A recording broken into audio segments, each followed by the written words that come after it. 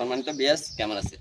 আজকে আপনাদেরকে আমি দেখাতেছি আমরা প্রবাসে ফার্মে যে গরু ছাগল ভেড়া উট এই ফার্মে কি কাজ করতেছি, কিরকম কাজ করতেছি, এগুলো আমরা আজকে আজকে আপনাদেরকে ভিডিওতে সম্পূর্ণ তুলে দেবো। আমাদের ভিডিও দেখে যে বাংলাদেশের মানুষ যদি একটুখানি উপকৃত হোক তাহলে আমরা মনে করি সার্থক।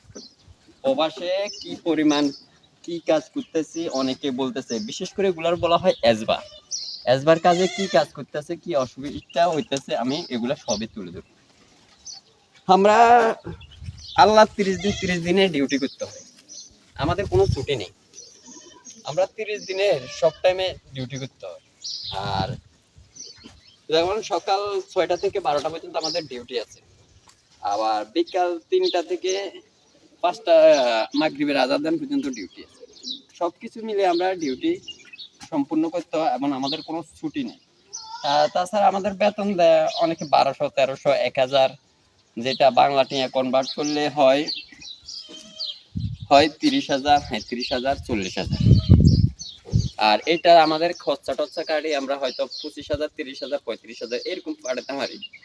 আর আপনারা তো অনেকে দুবাই আসার জন্য বেহুশ, দুবাই আসলে লাখ টাকা ইনকাম হবে। আমি আমার ভিডিও গুলা দিতেছি, আমি দেখতেছি কত মানুষ আমার কমেন্ট করতেছে, ভাই কিভাবে দুবাই যাবো, এখন তো বর্তমানে ভিসা বন্ধ, কিভাবে দুবাই যাবো। তো আমি কয়েকটা কাজের পরিস্থিতি দেখাবো এক্সাম্পল হিসাবে, তাহলে আপনারা বুঝতে পারবেন দুবাই শহরে আমরা কি কাজ করি, দুবাইতে কি কাজ করি। হয়তো আমরা শহরের টাউন সাইডে নেই, একটু গ্রাম সাইডে, কিন্তু তারপরেও বুঝতে পারবেন কি কাজ করি, কি কাজের মধ্যে দেখেন এখানে ছাগল আছে প্রায় কত, আমরা 300 ছাগল আছে এখানে। এই 300 ছাগল আমরা 2জন মানুষের কাজ করি।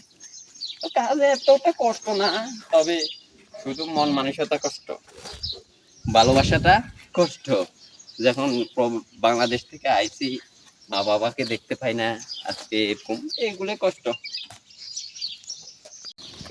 এই ধরনের কাজ করে করে আমরা হইতাছি। তবে আমার ভিডিও থেকে আপনারা কি পাইবেন কি পাইবেন না জানি না, তবে আমি চাই যে একটুখানি উপকৃত হন।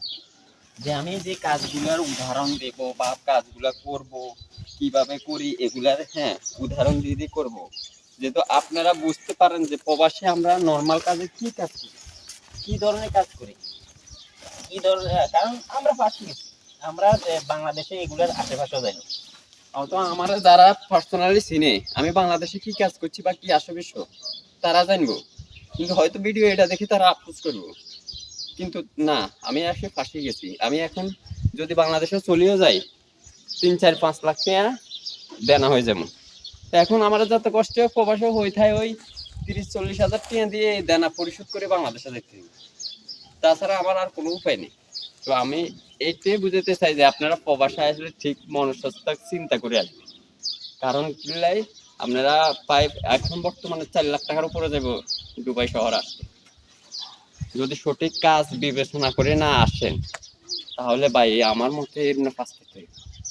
আমার মতে এসব কাজ করে 4 লাখ টাকা পরিশোধ করতে পাই 2 বছর উপরে লাগবে, 2 বছর উপরে লাগবে। আর যদি 4 লাখ টাকা আপনার ইনভেস্ট করেন, দেশে ইনভেস্ট করেন, আর 4 লাখ টাকা মিনিমাম 40,000 টাকা আমরা কোনো কাজ না করলে হয়।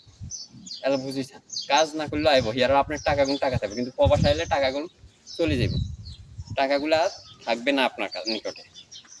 এগুলোই আমি বুঝাতে চাই। তো আপনারা যদি আমার ভিডিওগুলোতে দেখে বুঝতে পারেন তাহলে আলহামদুলিল্লাহ আমি হ্যাপি। আর না বুঝতে পারলে কিছুই করার নাই, তবে আমি ভিডিওগুলোতে বোঝানোর চেষ্টা করি।